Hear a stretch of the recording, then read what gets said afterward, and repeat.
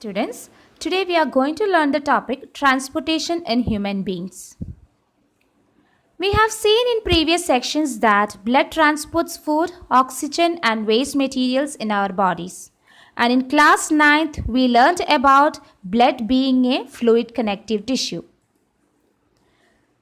Transportation in human beings, that is the main transport system in human beings is the circulatory system. And it consists of blood vessels like arteries, veins and capillaries. And the important part of our body, it is an important organ, heart. First we will discuss about blood. We already learned last year about blood and what makes the blood fluid, that is the plasma. Blood consists of a fluid medium called plasma in which the cells are suspended. Cells are RBC, that is red blood cells, white blood cell WBC and platelets. RBC is also known as erythrocytes and WBC is known as leukocytes. Plasma transport food, water, carbon dioxide and nitrogenous waste. And red blood cells transports oxygen. White blood cells kills harmful microbes. That means it helps to fight against infections.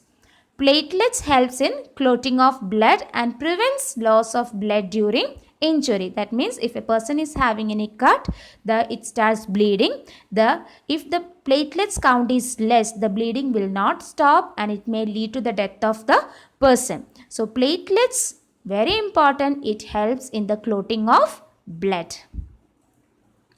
Next is blood vessels, and blood vessels you know that is arteries which carry pure blood, that is oxygenated blood from the heart to all parts of the body, and they are thick walled and they do not have any walls. And veins, they carry impure blood, that is deoxygenated blood from all parts of the body to the heart, and they are thin walled and they have walls. And capillaries, you know, they are narrow blood vessels which connects arteries and veins together. The exchange of food, water, oxygen, carbon dioxide, etc. between the blood and the cell takes place through the capillaries.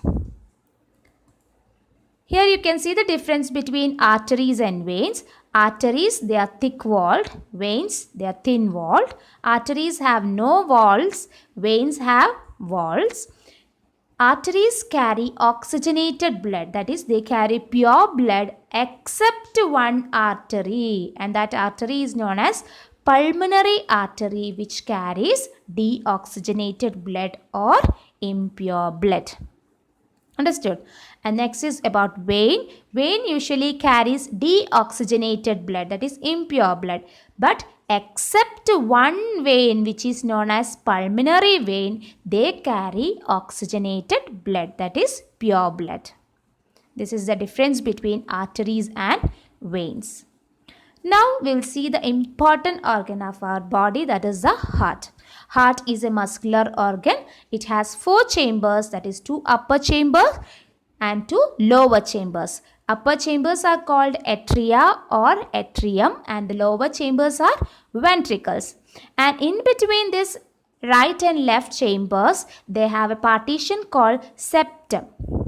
The function of septum is very important. It prevents the mixing up of deoxygenated blood with the oxygenated blood. That means it prevents the mixing up of impure blood with the pure blood. And the 4 chambers are right atrium, right ventricle and left ventricle. Here you can see the diagram of our heart. That is schematic section you can see here, and here you can see the schematic representation of transport and exchange of oxygen and carbon dioxide. And the both diagrams are given in your textbook also. A diagram is very important, you have to draw and study. And here you can see the process taking place inside the heart. From the lungs, through the pulmonary vein, the oxygenated blood will enter left atrium. From the lungs, through the pulmonary vein, the oxygenated blood will enter left atrium. Okay, and when it is receiving blood, it will expand, and after receiving that blood, it will contract, and that time the left ventricle start expanding and receive this blood. That is, through the pulmonary vein, oxygenated blood will reach the left atrium, then it will move to left ventricle, and from the left ventricle, after filling here, it starts contracting and it starts moving. The blood starts moving through this aorta to all parts of the body. Is that clear? Next, and after circulating throughout the body parts, the deoxygenated blood will again return back to the heart. So the deoxygenated blood or the impure blood will enter the right atrium through the vena cava. Two vena cava you can see, superior vena cava and inferior vena cava. So through this vena cavas, the deoxygenated blood will enter the right atrium. Okay, and through the right atrium, when it starts, after filling this, it starts contracting, and that time right ventricle will expand and the blood will reach here. And through the pulmonary, you can see here, through the pulmonary artery, it will be again pumped into the lungs. Is that clear? So the deoxygenated blood will enter into the right atrium through vena cava, superior and inferior vena cava, then into right ventricle, and then through the pulmonary artery it will be pumped into the lungs. So this is the process in the heart. And in the lungs, what happens? Carbon dioxide is removed and oxygen is absorbed. And the oxygenated blood again enters the left atrium. And the process repeats. And since the blood flow through the heart twice in one cycle, since the blood flows through the heart twice in one cycle, it is called as double circulation. Okay. So very important, and this diagram is very important. You have to keep in your mind. You have to draw and study this diagram also. And next you can see the valves present. Bicuspid valve present in between left atrium and ventricle. Tricuspid valve present between right atrium and right ventricle. Semilunar valve present in pulmonary artery and aorta. So the main function of the valves is it prevents the backflow of blood. And here you can see the explanation of mechanism of heart, which we already discussed.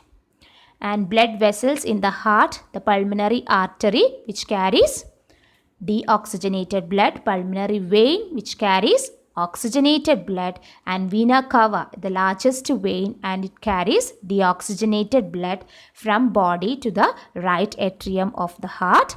Aorta is the largest artery, and aorta is the main artery that carries blood away from the left ventricle of the heart to the rest of your body parts. And here you can see the lymph. Lymph is another type of fluid which is involved in transportation. This is called lymph or tissue fluid. And the main function you can see here, the lymph transport digested fats and drains excess fluids from intercellular space back to the blood. This is the function of lymph. Okay, and it is colorless fluid present in the intercellular spaces, and it is formed from the plasma which escapes from the capillaries. The main function is it transports digested fats and drains excess fluid from the intercellular spaces back to the blood, and it contains lymphocytes which kills germs and protects the body. Okay, so this is also, lymph is also another type of fluid which is involved in transportation. So this is all about transportation in human beings. Thank you.